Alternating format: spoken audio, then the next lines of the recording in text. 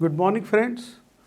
आज की क्लास में हम बात करने वाले हैं डिटरमिनर्स पे। एक्चुअली हम काफ़ी टाइम से इसी टॉपिक पे बात कर रहे हैं और ये टॉपिक लगभग हमारा कंप्लीट हो चुका है। सिर्फ 2 कंस्ट्रक्शंस बाकी थी, पहले हम उस पर बात करेंगे। फिर मैं आपको बहुत सारे क्वेश्चंस दूंगा जो डिटरमिनर्स के ऊपर आधारित होंगे। सिर्फ एक चीज़ हमारी बाकी थी, वो देख लें आप। सर, ऑल का यूज़ कहाँ होता है?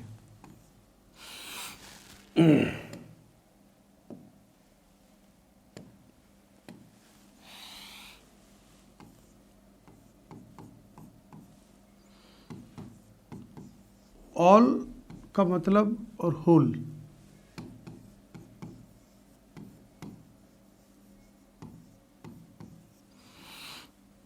ऑल का मतलब होता है सारा, ये आप भी जानते हैं। लेकिन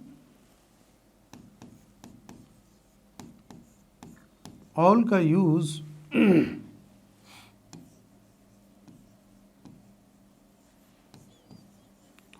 अनकाउंटेबल नाउन के साथ और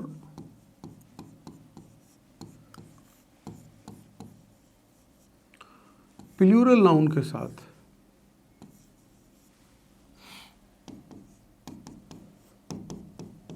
होगा।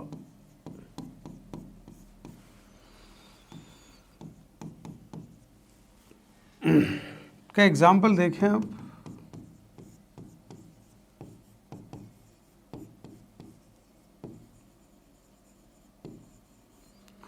All the money has been spent.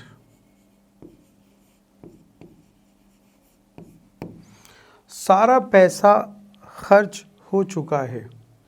तो आपने देखा ऑल, ऑल का यूज़ किसके साथ हो रहा है? अनकाउंटेबल नाउन के साथ।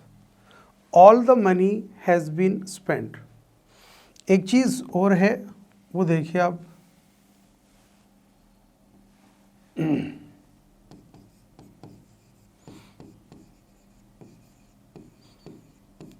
All the books were old. सारी की सारी किताबें पुरानी थी। तो आपने देखा ऑल का यूज़ होता है संख्या बताने के लिए।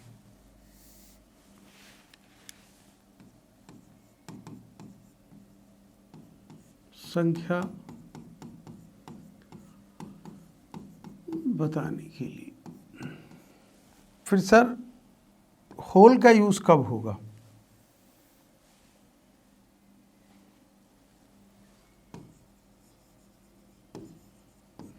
हाँ, होल का यूज़ होगा संपूर्णता के लिए।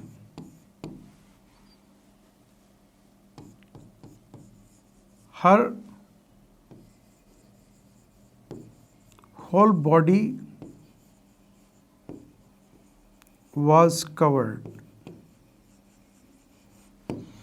उसका सारा शरीर ढका हुआ था, संपूर्ण था।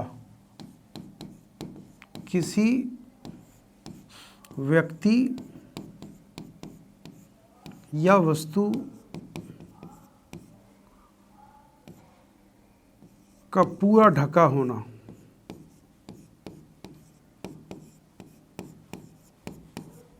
संपूर्ण रूप से। होल का यूज़ आप वापस देखें। ऑल का यूज़ काउंटेबिलिटी को रिफ्लेक्ट करता है जब हम किसी चीज़ को गिन रहे हों, और एक यूज़ होगा अनकाउंटेबल नाउन के साथ। दोनों मैंने एग्जाम्पल दे दिए। लेकिन होल का यूज़ होगा जब व्यक्ति या वस्तु किसी को कंप्लीट तौर पे ढका जाए। और हर होल बॉडी वॉज कवर्ड। इसके अंदर एक चीज़ हम ये देखेंगे,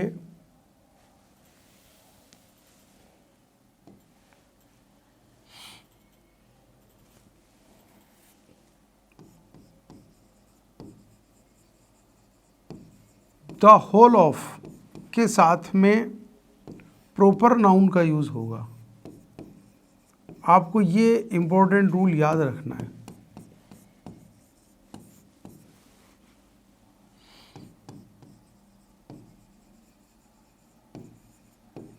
the whole of Bihar.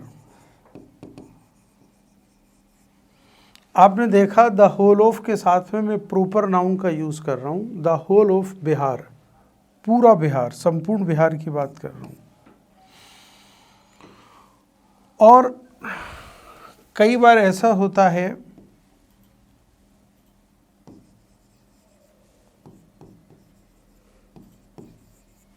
The whole country,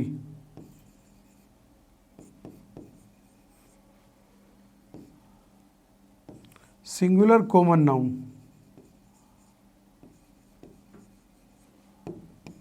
का यूज़ होगा।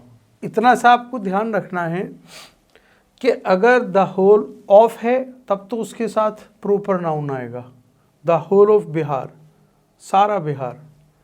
और अगर हम कॉमन नाउन का, सिंगुलर कॉमन नाउन का यूज़ करेंगे तो सिर्फ हम द होल का यूज़ करेंगे, ऑफ का यूज़ नहीं होगा। इसको आप नोट कर लें। आपको एग्ज़ाम में क्वेश्चन दिया जाएगा और आपको ये बताना पड़ेगा कि यहाँ पर लिटिल आएगा, अ लिटिल आएगा, ऑल आएगा, होल आएगा, 4 ऑप्शन दिए जाएंगे। ये अब हम डिटरमिनर्स पे कंप्लीट बात कर चुके हैं। मुश्किल से शायद हमें 7 दिन हो गए, 6 दिन हो गए, तो हमने डिटरमिनर्स के ऊपर कंप्लीट बात कर ली। मैं क्वेश्चन की लिस्ट लाया हूँ, वो मैं आपके साथ शेयर कर रहा हूँ और उम्मीद है आप लोग उसका आंसर करेंगे। ये सारे रूल्स मैं आपको लिखा चुका हूँ, जिन स्टूडेंट्स ने नहीं लिखा है वो उसको लिख लें, फिर हम आगे चलते हैं। देखिए हमारा क्वेश्चन फर्स्ट है, वो देखें आप। I ate dash food you gave. इस तरह के क्वेश्चंस पे हम बात कर चुके हैं, हमें चाहता हूँ हम प्रैक्टिस करें। आई एट फूड यू गेव, यहाँ पर मेरा सेंस क्या है, पॉजिटिव है कि नेगेटिव? मेरा सेंस पॉजिटिव है, अफर्मेटिव है। आपने जो खाना दिया था वो मैंने सबका सब खा लिया, तो जाहिर सी बात है यहाँ पर लिटिल का यूज़ नहीं होगा। क्यों? मैंने आपको बताया था लिटिल हमेशा शिकायत के भाव को व्यक्त करता है, तो यहाँ पर लिटिल का यूज़ तो नहीं होगा। यहाँ देखिए I ate a little food you gave, नहीं, ये भी गलत होगा। सही ऑप्शन होगा हमारा I ate the little food you gave. जो थोड़ा बहुत भी खाना आपने दिया था वो सबका सब मैंने खा लिया। I ate the little food you gave, जो थोड़ा बहुत भी खाना आपने दिया वो सब का सब मैंने खा लिया। मैंने आपको क्या कहा था? थोड़ा लेकिन सबका सब।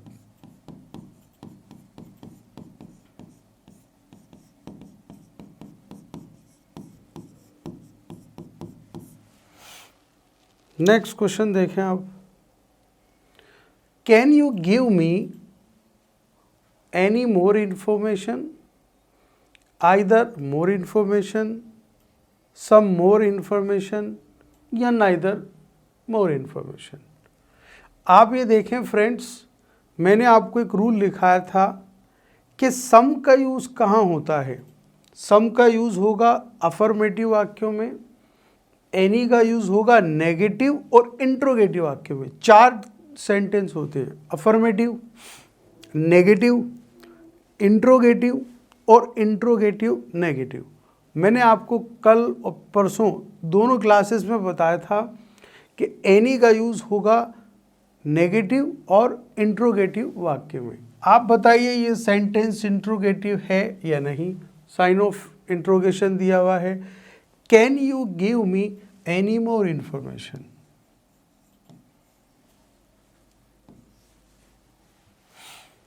सम का यूज़ क्यों नहीं होगा? सर सम का यूज़ होगा अफर्मेटिव सेंटेंसेस में, राइट? ये सेंटेंस अफर्मेटिव नहीं है, इंट्रोगेटिव है, इसलिए हम यहाँ पर एनी का यूज़ करें। नेक्स्ट आप देखिए question number 3। I hardly saved dash money.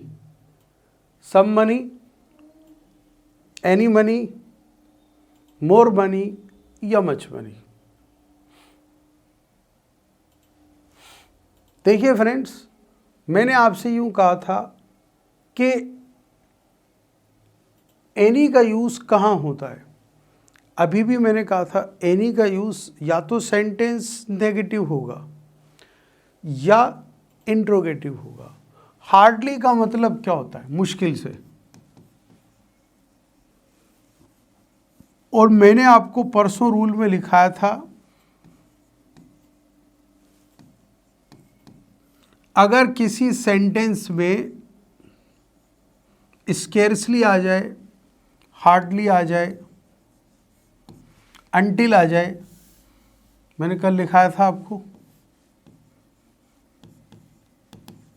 Unless हो, नीदर हो, नोर हो, विदाउट हो, कल मैंने ये सारे वर्ड्स लिखाए थे। तो ये सब के सब नेगेटिविटी को रिप्रेजेंट करते हैं।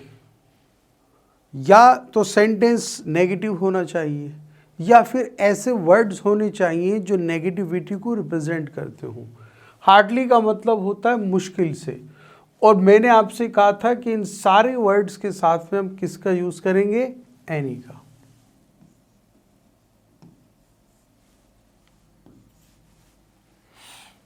आई हार्डली सेव्ड एनी मनी, मुश्किल से मैंने कोई पैसे बचाए हैं। एक सेंटेंस है, I can issue you a book because there are only few books in library, a few books in library, the few books या many books।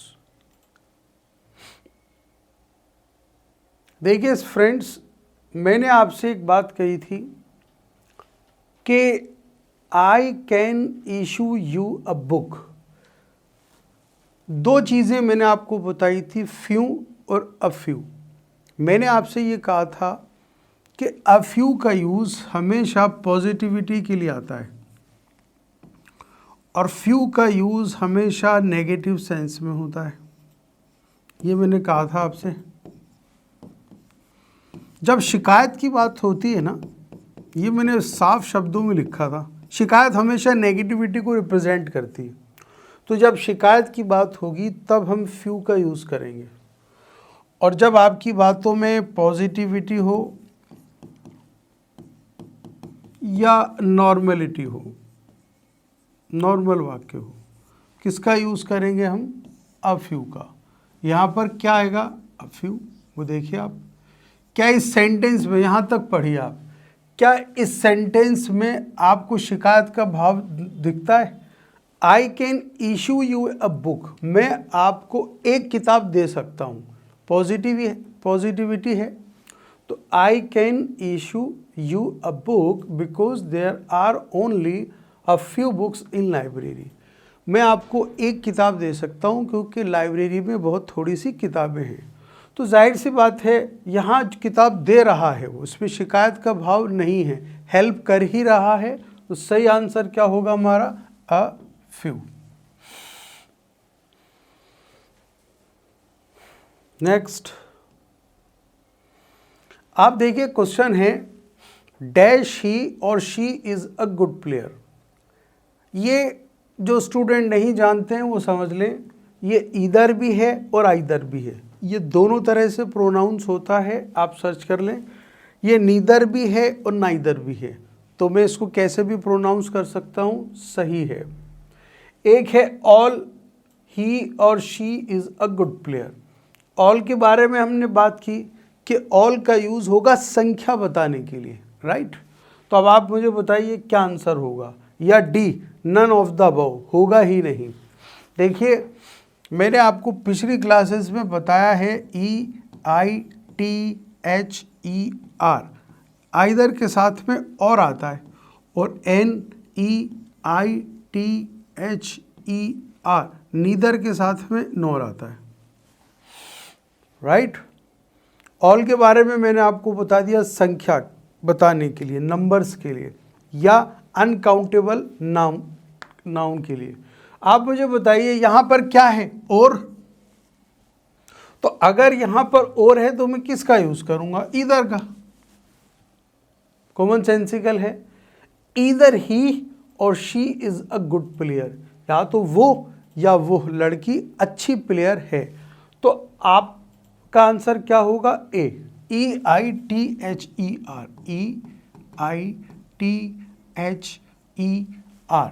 देखिए फ्रेंड्स, बात ऐसी है कि आइदर के साथ में किसका यूज हो रहा है, और जाहिर सी बात है मैं यहाँ पे इधर का यूज करूंगा, नीदर का यूज नहीं होगा। ऑल का यूज संख्या बताने के लिए होगा। तो सही ऑप्शन क्या होगा हमारा? ए। नेक्स्ट,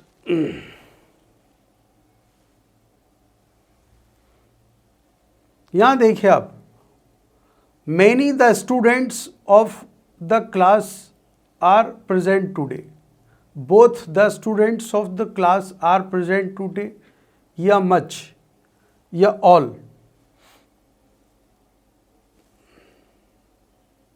सॉरी, नेक्स्ट क्वेश्चन नहीं आ रहा। आप देखिए, Ravi has many history books. Ravi has some history books. Ravi has any history books. Ravi has all history books. सारे रूल्स बताइए यहाँ पर क्या हैं।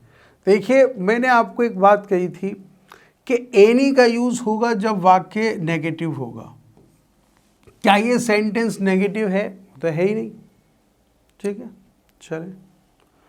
दूसरी बात यह है, सॉरी रवि है, ठीक है। दूसरी बात यह है कि मैंने आपको बताया था सम का यूज कहाँ होगा। सम का यूज मैंने आपको बताया था जब सेंटेंस अफर्मेटिव होगा।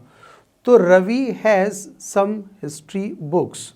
रवि के पास कुछ हिस्ट्री की किताबें हैं।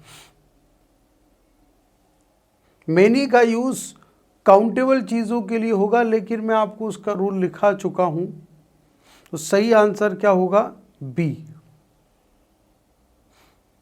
Next, we waste time in playing we have. यहां इसका आंसर क्या होगा? वी वेस्ट मैनी टाइम हो सकता है क्या? सर मैनी तो काउंटेबल नाउन के लिए आता है, प्लूरल काउंटेबल नाउन के लिए, जिसको हम गिन सकते हो। Many toys, many books, right. तो मैनी टाइम, टाइम तो अनकाउंटेबल है, तो क्या आएगा? We waste much time in playing we have, या we waste any time in playing we have. Sir any का यूज भी नहीं होगा, क्योंकि सेंटेंस इंट्रोगेटिव होना चाहिए या फिर नेगेटिव होना चाहिए। दो ऑप्शन तो हमारे एलिमिनेट हो गए। अब या तो मच होगा, we waste much time in playing we have, time से पहले मच का यूज होता है, लेकिन यहां एक वर्ड दिया हुआ have. We waste the little time, waste present indefinite में है। We waste the little time in playing we have. जो थोड़ा बहुत भी टाइम हमारे पास अभी है, वो सब का सब हम खेलने में वेस्ट कर देते हैं। तो सही आंसर क्या होगा? The little. We waste the little time in playing we have. जो थोड़ा बहुत भी हमारे पास टाइम है, वो सब का सब हम खेलने में वेस्ट कर देते हैं। थोड़ा बहुत, लेकिन सब का सब मैंने पिछली क्लास में बताया था आपको, the little. Next,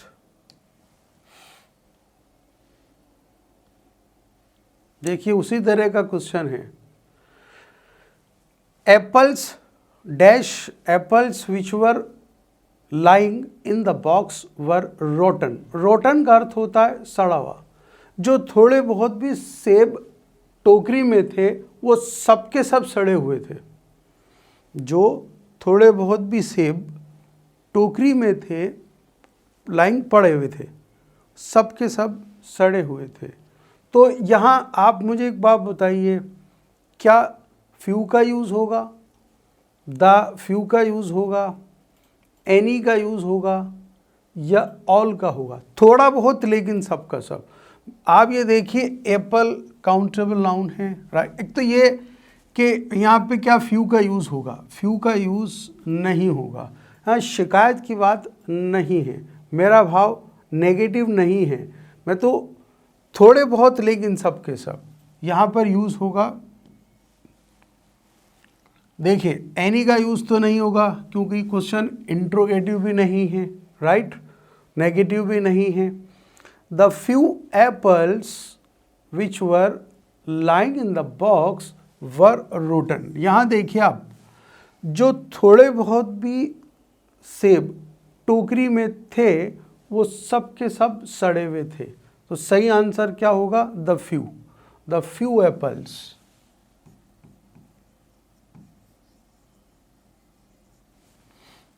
which were lying in the box were rotten. जो थोड़े बहुत भी सेब बॉक्स में थे सब के सब सड़े हुए थे। ही is very poor, he has little money, a little money, much money या मेनी मनी। देखिए मैंने आपसे एक बात कही थी कि जब भी शिकायत की बात होती है, एक तो शिकायत नेगेटिविटी को रिप्रेजेंट करता है, राइट। बात यह है कि जब भी शिकायत की बात होती है तो या तो हम फ्यू का यूज़ करेंगे या फिर लिटिल का। लिटिल का यूज़ मात्रा के लिए, क्वांटिटी को रिप्रेजेंट करने के लिए होता है, और जब हम नंबर की बात करते हैं तो हम फ्यू की बात करते हैं। मनी अनकाउंटेबल नाउन है, बताइए क्या आंसर होगा। इस पे हम बात कर चुके। मनी का मतलब धन, तो जाहिर सी बात है अनकाउंटेबल है तो मैनी का तो यूज़ होगा ही नहीं। मैनी तो काउंटेबल चीज़ों के साथ में आता है, मैं आपको बता चुका हूँ। तो ऑप्शन डी तो एलिमिनेट हो गया। अ लिटिल हमेशा पॉजिटिविटी को रिफ्लेक्ट करता है। क्या इस सेंटेंस में आपको लग रहा है कहीं बात पॉजिटिव है? He is very poor, he has little money या much money. He is very poor, he has much money, वो बहुत गरीब है, उसके पास बहुत सारा रुपया है। ये सेंटेंस क्या लगता है आपको सही है? बिल्कुल नहीं। हालांकि मच का यूज़ मैंने आपको बताया था कि ऑब्जेक्ट के साथ, मैंने कल आपको एक रूल लिखाया था कि मेनी और मच का यूज़ कब होगा। तो यहाँ पर मच का यूज़ वैसे भी नहीं होगा कि सेंटेंस अगर अफर्मेटिव होगा तो ऑब्जेक्ट से पहले हम मच या मैनी का यूज़ नहीं करेंगे बल्कि अ लॉट ऑफ का यूज़ करेंगे। और मच वाक्य में भी गलत लग रहा है। He is very poor, he has much money, वो बहुत गरीब है, उसके पास बहुत सारा रुपया है। लिटिल, अब आप देखिए सेंटेंस को, ही is very poor, he has little money, वो बहुत गरीब है, उसके पास ना के बराबर पैसे हैं। इसमें शिकायत का भाव है, right. Next, I don't have dash money with me. I don't have many money, a few money, a little money या मच मनी। बताइए क्या होगा। देखें फ्रेंड्स, मनी अनकाउंटेबल नाउन है तो सबसे पहले कौन सा ऑप्शन एलिमिनेट होगा? ना तो मैनी का यूज़ होगा, सर मनी है ना ए फ्यू का यूज़ होगा। I don't have a little money with me या मच। अभी मैंने आपसे कहा अ लिटिल का यूज़ होगा जब बात में पॉजिटिविटी हो, राइट। सेंटेंस नेगेटिव है, मच मनी, तो यहां सही आंसर होगा much. I don't have much money. आप ये देखिए कि कल मैंने आपको एक सेंटेंस लिखाया था और सेंटेंस ये था कि अगर सेंटेंस अफर्मेटिव होगा तो हम ऑब्जेक्ट से पहले मच या मैनी का यूज़ नहीं करेंगे। सर आपने कैसे कर लिया? सेंटेंस नेगेटिव है ना, मैंने बात की थी अफर्मेटिव सेंटेंस की। ठीक है फ्रेंड्स, कल मैं ये रूल लिखा चुका हूं।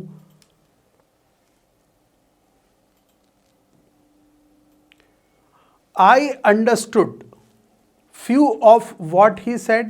I understood a little of what he said. I understood any of what he said.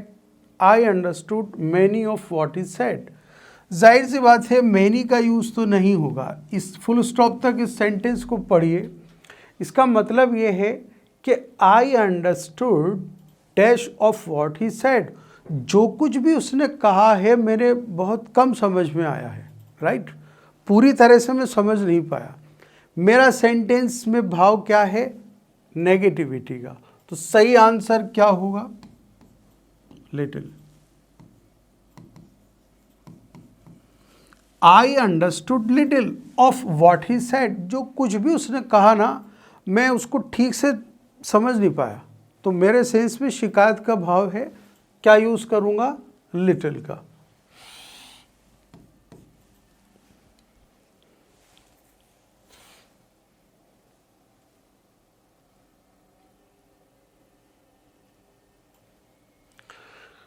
Fourteenth, there isn't dash truth in this statement. There isn't dash truth in this statement. इस बयान में कोई सच्चाई नहीं है। तो देखें आप कि इसमें किसका यूज़ होगा? मेनी का यूज़ नहीं होगा। ट्रुथ अनकाउंटेबल नाउन है, सच्चाई, राइट? तो मेनी का यूज़ नहीं होगा। सर सम का यूज़ भी नहीं होगा। क्यों एलिमिनेट हो गया सम? इसलिए कि सर मैंने आपको कल की क्लास में लिखाया था, सम का यूज़ होता है जब सेंटेंस अफर्मेटिव हो। क्या ये अफर्मेटिव है? नो, इजंट नेगेटिव है। दोनों ऑप्शन एलिमिनेट हो गए, right? There isn't most truth in this statement. ये सेंटेंस भी गलत है। मोस्ट का यूज़ कहाँ होगा? मैंने आपको पिछली क्लास में बताया था, मच, मोर, मोस्ट, मेनी, मोर, मोस्ट। मोस्ट कहाँ आएगा? सबसे ज़्यादा, सुपरलेटिव डिग्री के लिए। यहाँ पर सही आंसर क्या होगा हमारा? एनी। एनी क्यों होगा? कि इसमें जो भी रूल मैंने आपको बताया था, आप देखें कि एनी का यूज़ होगा नेगेटिव वाक्य में या इंट्रोगेटिव वाक्य में। There isn't any truth in this statement. इस स्टेटमेंट में कोई सच्चाई नहीं है। नेक्स्ट देखें आप, there is no question of dash change in the verdict. जानते हैं वो समझ लें कि वर्डिक्ट का मतलब होता है फैसला। आप सभी लोगों से एक छोटी सी भी रिक्वेस्ट है कि सेंटेंस को फुल स्टॉप तक पढ़िए। आप स्टूडेंट क्या करते हैं, मैंने जो इतना ऑब्जर्व किया, वो इतना पढ़ते हैं there is no question of, और फिर यहाँ ऑप्शंस को प्लेस करने लगते हैं। ये गलत बात है। आपको सेंटेंस शुरू से लेके एंड तक पढ़ना है। सेंटेंस यहाँ पे खत्म हो रहा है वर्डिक्ट तक, right? There is no question dash, there is no question of dash change in the verdict. बताइए यहां पर क्या आएगा?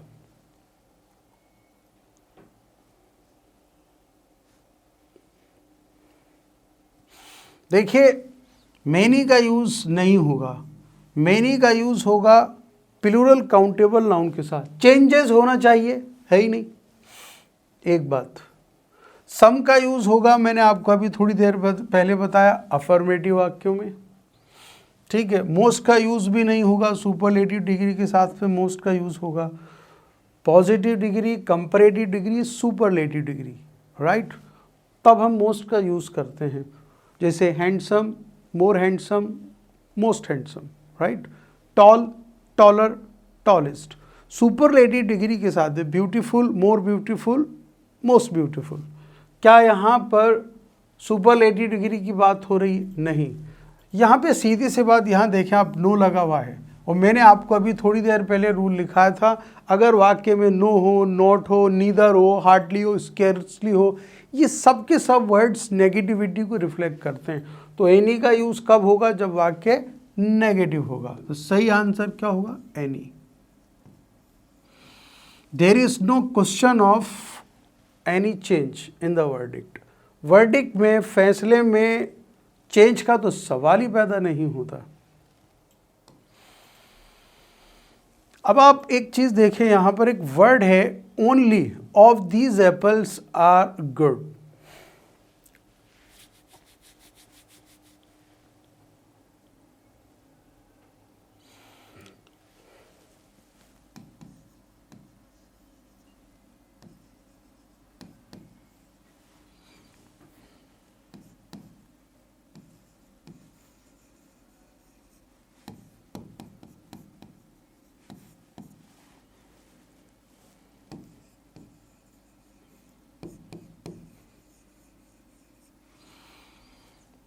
ये रूल मैंने पिछले सेशन में लिखाया नहीं था, मैं भूल गया था, आप लोग लिख लें, इट्स माय फॉल्ट, मैंने रूल लिखाया नहीं था, आप लिख लें।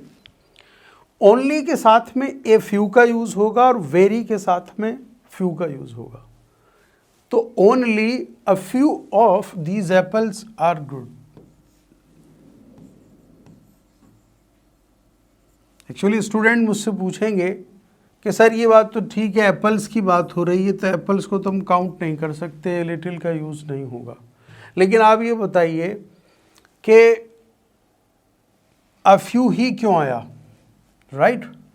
तो ए फ्यू इसलिए आया कि ओनली अगर वाक्य लिमिटिंग वर्ड्स दिए हुए जब हों, ठीक है, तो उसके साथ में हम अ फ्यू का यूज़ करें, ओनली के साथ में ए फ्यू, और यदि वाक्य में वेरी है तो फ्यू का यूज़ होगा।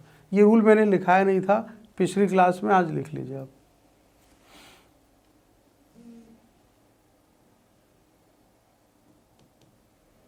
बस देखिए फ्रेंड्स, मैं आपको कुछ एक क्वेश्चंस दे रहा हूं और मुझे उम्मीद है आप लोग उसका आंसर करेंगे। अभी क्वेश्चन कुछ इस तरह से, सिर्फ क्वेश्चंस वो दूंगा जो हम पिछली क्लासेस में हमने जिस रूल्स को डिस्कस किया है, ठीक है?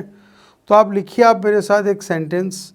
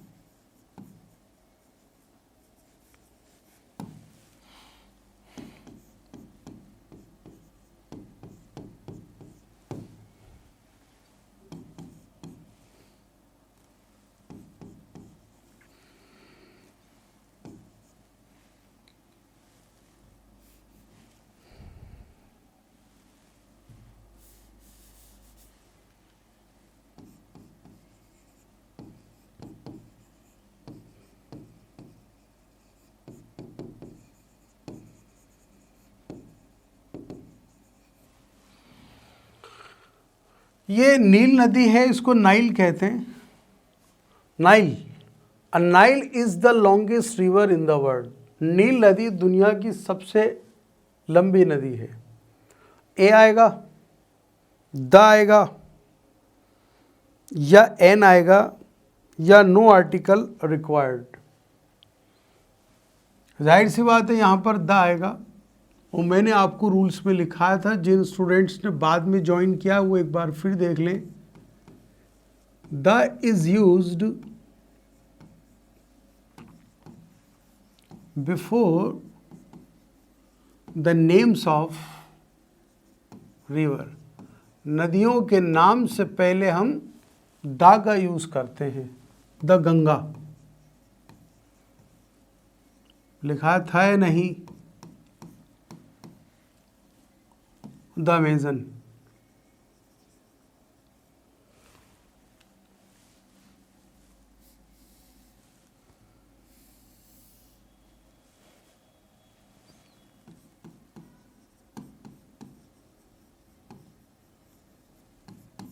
द यमुना कर लीजिए।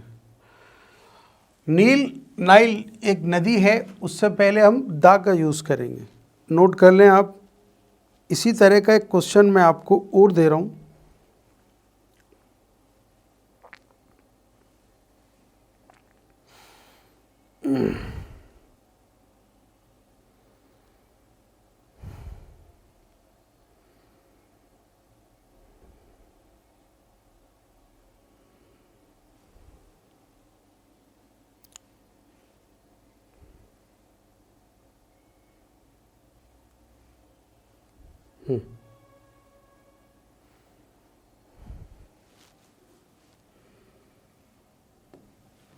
एक क्वेश्चन लिखे फ्रेंड्स, थोड़ा सा ट्रिकी क्वेश्चन है, उम्मीद है आप लोग आंसर करेंगे। हु इज गर्ल, एकदम साफ राइटिंग में लिख रहा हूं, over there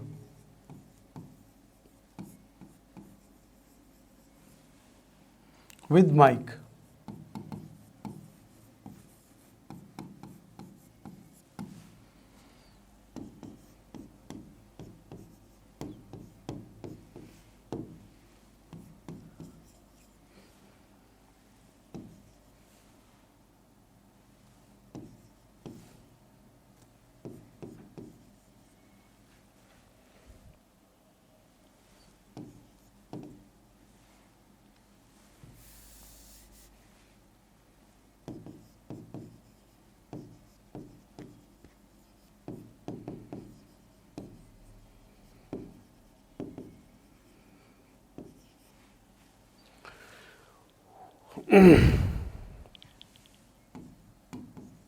Who is dash girl over there with Mike? वो लड़की कौन है जो माइक के साथ वहाँ खड़ी हुई है? तो यहाँ पर मुझे बताइए आपको क्या आंसर सही लगता है?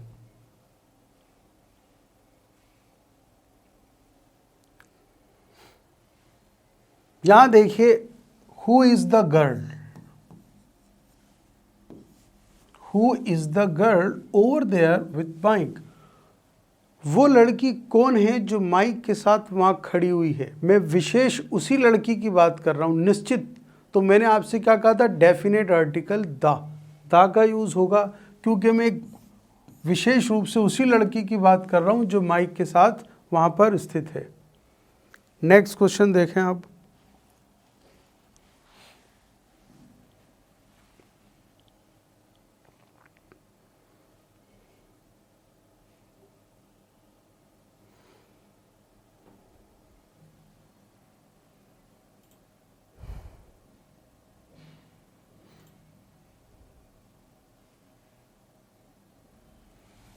एक क्वेश्चन है, could you close dash window? Could you close dash window? अब आपको ये बताना है क्या यहाँ पर हम किस आर्टिकल का यूज़ करेंगे। ए आएगा, एन आएगा, द आएगा, या no article? Could you close dash the window? A window. देखिए यहां पर किसकी बात हो रही है? खिड़की बंद करने की, दरवाज़ा बंद करने की, लैपटॉप बंद करने की, किसको बंद करने की बात हो रही है? यहाँ बात हो रही है खिड़की बंद करने की। तो निश्चित चीज़ की बात कर रहे हैं, यहाँ दरवाज़ा बंद करने की बात नहीं कर रहे हैं हम, यहाँ बात कर रहे हैं निश्चित रूप से विंडो की। निश्चितता की बात है तो हम किसका यूज़ करेंगे? दा का। Could you close the, could you please, ऐसे ही, could you please close the window. Note कर लिया आपने? Next,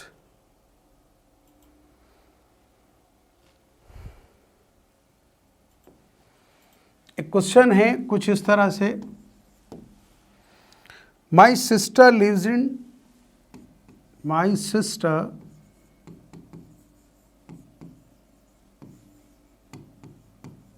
lives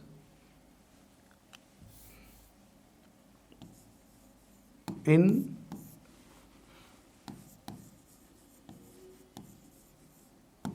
London. A, B, C और D. A आएगा, N आएगा, द आएगा या कुछ नहीं आएगा. My sister lives in dash London. मेरी बहन एक लंदन में रहती है. क्या ये वाक्य सही है? ये एन आएगा या द आएगा? No article required. क्यों? जो नहीं जानते हैं वो लिख लें. The is not used before proper noun. Proper noun से पहले हम कभी द का यूज नहीं करते. लंदन एक प्रॉपर नाउन है. प्रॉपर नाउन किसे कहेंगे? किसी खास जगह का नाम, किसी खास व्यक्ति का नाम.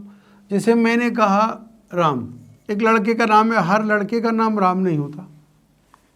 जयपुर, हर शहर का नाम जयपुर नहीं होता है. India, right. ये सब क्या है? Proper noun. नोट कर लें आप इसको.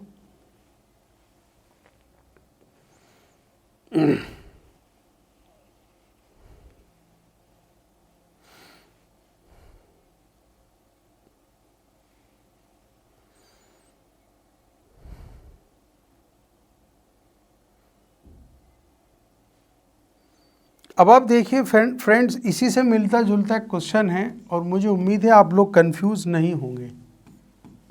ही fell in love with German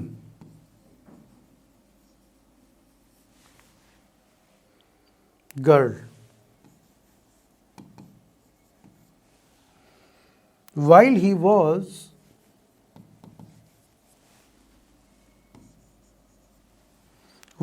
was working in Germany, while he was working in Germany.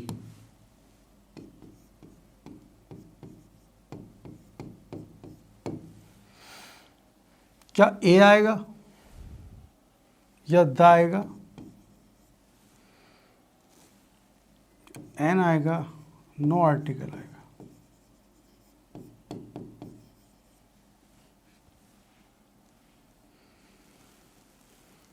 सी में है द.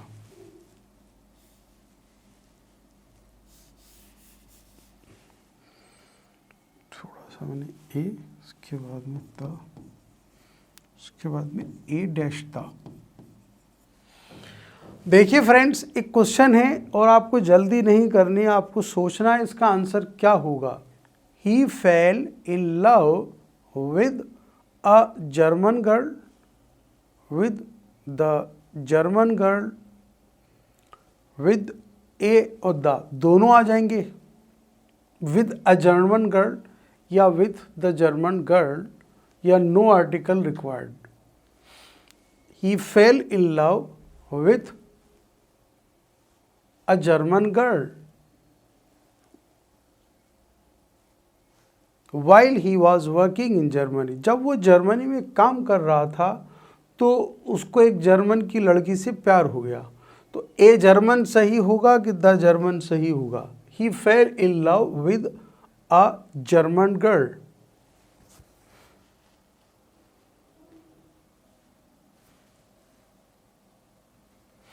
देखिए यहाँ पर सी होगा, ए भी सही है और यहाँ पर द भी सही है, दोनों सही होंगे. मैंने आपको बताया था नेशनलिटी की जब बात होगी तो हम द का यूज़ करेंगे राइट। और मैंने आपको एग्जाम्पल दिया था the French, the English, the German, ये नागरिकता की बात है। तो यहाँ पर द का यूज़ भी सही है और यहाँ पर ए का यूज़ भी सही है। इसका रूल में लिखा चुका हूँ आपको। He fell in love with a German girl, ये भी ठीक है। नेक्स्ट सेंटेंस आप लिखें,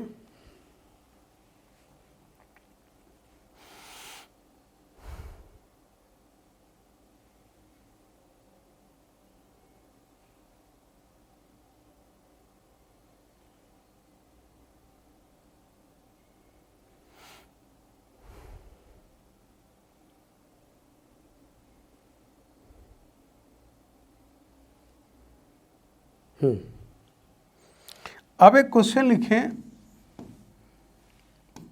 मदर इज इन हॉस्पिटल,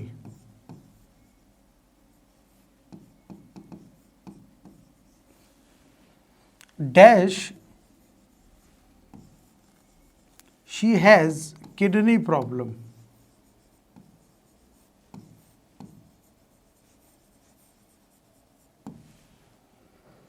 अब आपको यहाँ बताना है कि यहाँ पर ए, बी, सी और डी। जल्दी नहीं करनी है आपको, थोड़ा सा ट्रिकी क्वेश्चन है, मैं इसको हालांकि बता चुका हूँ पिछले सेशन में, लेकिन एक जिन स्टूडेंट्स ने बाद में ज्वाइन किया है या जो उस वक्त नहीं थे क्लास में, सी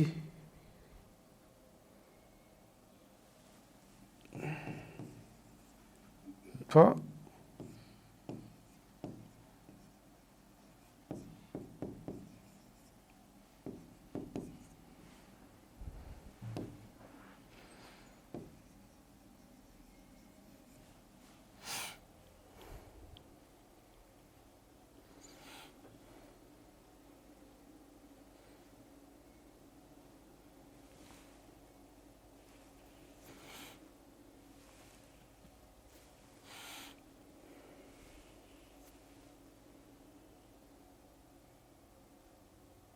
बताइए इसका आंसर क्या होगा। My mother is in a hospital, या my mother is in the hospital, my mother is in the hospital और no article is required, she has a kidney problem. बताइए क्या यूज़ होगा और क्यों होगा।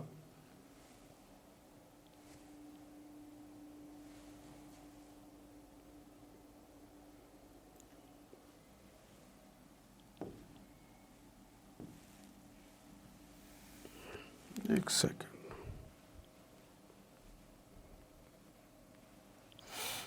नो आर्टिकल क्वेश्चन,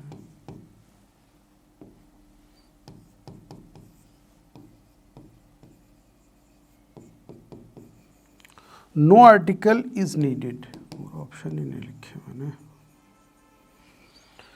यहां देखिए आप, मदर इज इन हॉस्पिटल, मैंने आपसे यूं कहा था कि अगर किसी वाक्य के अंदर हॉस्पिटल, कॉलेज, चर्च, स्कूल, इनका यूज़ अगर प्राइमरी सेंस में हो तब हम द का यूज़ नहीं करेंगे, राइट।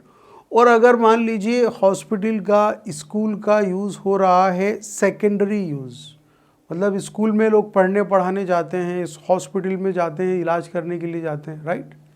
लेकिन मान लीजिए कोई इलेक्ट्रीशियन है और वो हॉस्पिटल जा रहा है, वो इलाज के लिए नहीं जा रहा, तो जाहिर सी बात है हम सेकेंडरी यूज़ होगा तब हम द का यूज़ करेंगे। यहाँ देखिए, माई mother is in hospital, she has kidney problem, तो यहाँ पर मेरी माँ जो हॉस्पिटल में भर्ती है वो किडनी की प्रॉब्लम के कारण भर्ती है, जाहिर सी बात है। तो हॉस्पिटल से पहले मैं किसी आर्टिकल का यूज़ नहीं करूँगा। क्यों नहीं करूँगा सर? हॉस्पिटल का यूज़ प्राइमरी ऑब्जेक्टिव के रूप में हो रहा है, इलाज के लिए बात हो रही है, इसलिए हम हॉस्पिटल से पहले द का यूज़ नहीं करेंगे। लेकिन मान लीजिए मैंने कहा the electrician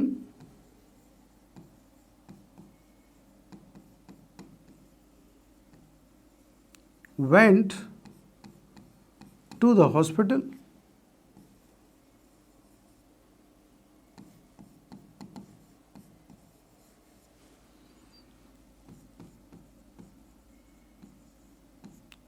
to rectify the fault, to rectify the electric fault.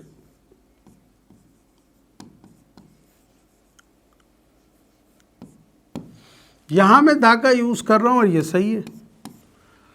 यहां पर the electrician went to the hospital, यहाँ हॉस्पिटल से पहले द का यूज सही है क्योंकि वो इलेक्ट्रिक फॉल्ट को सही करने गया है, ना कि इलाज कराने, और यहाँ पर इलाज की बात हो रही है इसलिए मैंने द का यूज नहीं किया। इसको नोट कर लें आप सब। ठीक है फ्रेंड्स, आज के लिए इतना ही। डिटरमिनर्स क्या होते हैं, उसकी डेफिनेशन क्या होती है, कितने तरह के होते हैं डिटरमिनर्स और आर्टिकल, आपके सिलेबस का सीटी का सबसे पहला पार्ट यही था, उसको हमने आज कंप्लीट कर लिया। अब इसकी अच्छे से प्रैक्टिस करना। कल यानी नेक्स्ट सेशन में हम लोग बात करेंगे टाइम एंड टेंस के ऊपर। टेंस क्या होते हैं, उसके ऊपर क्वेश्चंस कैसे आते हैं, उस पर हम बात करेंगे। तो आज के लिए इतना ही। Time is up. Thank you very much. Have a nice time.